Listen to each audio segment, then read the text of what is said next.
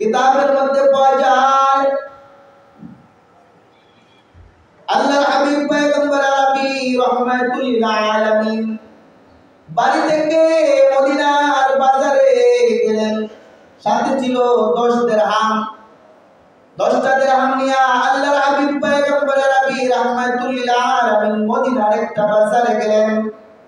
বাজারে যাওয়ার পর একটা কাপড় আল্লাহর হাবিব পয়গম্বর আরবি রাহমাতুল লিল আলামিনের খুব ভালো লাগলো, পছন্দ হলো। আল্লাহর হাবিব ওই কাপড়টা 4 দিরহাম দিয়ে কিনলেন।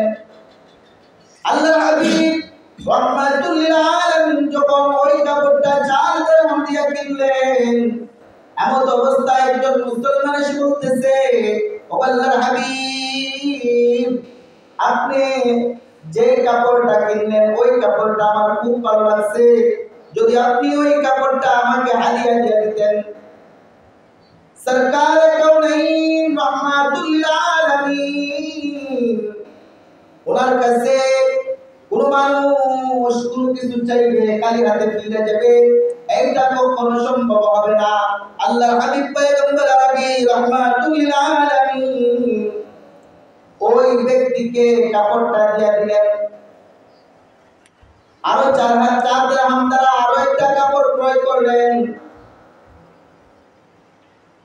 অতঃপর আল্লাহর হাবিব পয়গম্বর আরবি রাহমাতুল লিল আলামিনের কাছে রইল আর 2 দিরহাম।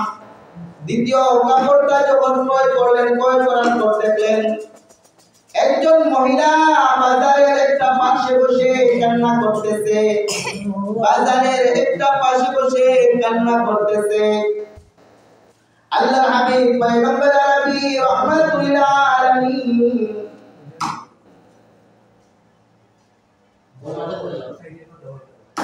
পয়গম্বর আরবি রাহমাতুল লিল আলামিন ওই মহিলাকে জিজ্ঞাসা করলেন, তুমি কি জন্য কান্না করতেছো? মহিলা উত্তর দিল, আল্লাহর হাবিব, আমার মুনি 2 দিরহাম দিয়া আমাকে বাজারে পাঠাইছেন।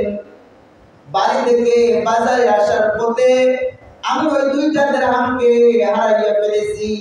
আল্লাহর হাবিব, আমি যখন বাড়িতে যাইব আমার মুনিব আমাকে বকাঝকা করবে, এই জন্য আমি বাজারে বসে কান্না করতেছি।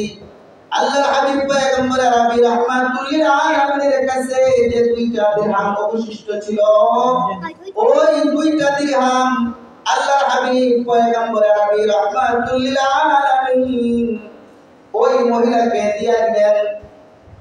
আল্লাহর হাবিব পয়গম্বর আরবি রাহমাতুল লিল আলামিন যখন 2টা দিরহাম ওই মহিলাকে দিয়ে দিলেন, ওই মহিলা পুনরায় আবার কান্না শুরু করে দিল। আল্লাহর হাবিব ওই মহিলাকে বলতেছে, এখন আবার তোমার কি হলো? তুমি কি জন্য কান্না করতেছো? ওই মহিলা বলতেছে, ও আল্লাহর হাবিব, আমার মুনিব আমাকে যখন বাড়ি থেকে 2টা দিরহাম দিয়া বাজারে পাঠাইছিলেন, অনেক আগে দীর্ঘক্ষণ হয়ে গেছে আমি বাড়িতে যাই নাই। এখন যদি আমি বাড়িতে যাই, লেট হওয়ার কারণে, দেরি হওয়ার কারণে আমার মুনিব আমাকে বকাঝকা করবে। আল্লাহর হাবিব পয়গম্বর আরবি রাহমাতুল লিল আলামিন মহিলাকে বললেন, তুমি চিন্তা করো না, পেরেশান হইও না, তোমার সুপারিশের জন্য আমি তোমার সাথে তোমার মুনিবের বাড়িতে যাইব। আল্লাহর হাবিব পয়গম্বর আরবি রাহমাতুল লিল আলামিন বলতেছেন যে আমি তোমার সাথে তোমার সুপারিশ করার জন্য তোমার মুনিবের বাড়িতে যাইব। আল্লাহর হাবিব ওই মহিলাকে নিয়ে তার মুনিবের বাড়িতে গেলেন, মালিকের বাড়িতে গেলেন। মালিকের বাড়ির দরজা ছিল বন্ধ। আল্লাহর হাবিব পয়গম্বর আরবি রাহমাতুল লিল আলামিন দরজার পাশ থেকে মালিকের উদ্দেশ্যে সালাম দিতেছেন, আসসালামু আলাইকুম ওয়া রাহমাতুল্লাহ। ঘরের ভিতর থেকে কোনো আওয়াজ আসছে না। আল্লাহর হাবিব পুনরায় সালাম দিলেন, দিলেন আসসালামু আলাইকুম ওয়া রাহমাতুল্লাহ, তখনও ঘরের ভিতর থেকে আওয়াজ আসতেছে না। তৃতীয়বার আল্লাহর হাবিব সালাম দিলেন আসসালামু আলাইকুম ওয়া রাহমাতুল্লাহ, যখন তৃতীয়বার সালাম দিলেন ঘরের ভিতর থেকে আওয়াজ আসলো, ঘরের ভিতর থেকে আওয়াজ আসলো ওয়া আলাইকুমুস সালাম ওয়া রাহমাতুল্লাহি ওয়া বারাকাতুহু। ওই ব্যক্তি সালামের উত্তর দিয়া দরজা খুললো। আল্লাহর হাবিব ওই ব্যক্তিকে জিজ্ঞাসা করতেছেন, আমি তিনবার সালাম দিলাম, প্রথম দুইবার সালাম দিলাম, তুমি সালামের উত্তর দিলা না, তৃতীয়বার তুমি আমার সালামের উত্তর দিলা, তুমি কি ঘরের মধ্যে ছিলা না? ওই ব্যক্তি বলতেছে, ও আল্লাহর হাবিব, আপনি আমাকে সালাম দিতেছেন, আমি দরজার পাশে দাঁড়ানো ছিলাম। ও আল্লাহর হাবিব, প্রথম সালাম দিয়েছেন, দরজার পাশ থেকে আমি আপনার সালাম শুনতেছিলাম।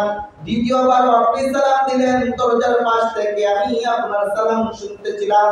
ও আল্লাহর হাবিব, আমি ভাবতেছিলাম আল্লাহর হাবিব আমার জন্য রহমতের দোয়া করতেছেন, আর আল্লাহর হাবিব যখন আমার জন্য রহমতের দোয়া করবেন, আল্লাহ রাব্বুল আলামিন অবশ্যই অবশ্যই আমাকে রহমত দান করবে।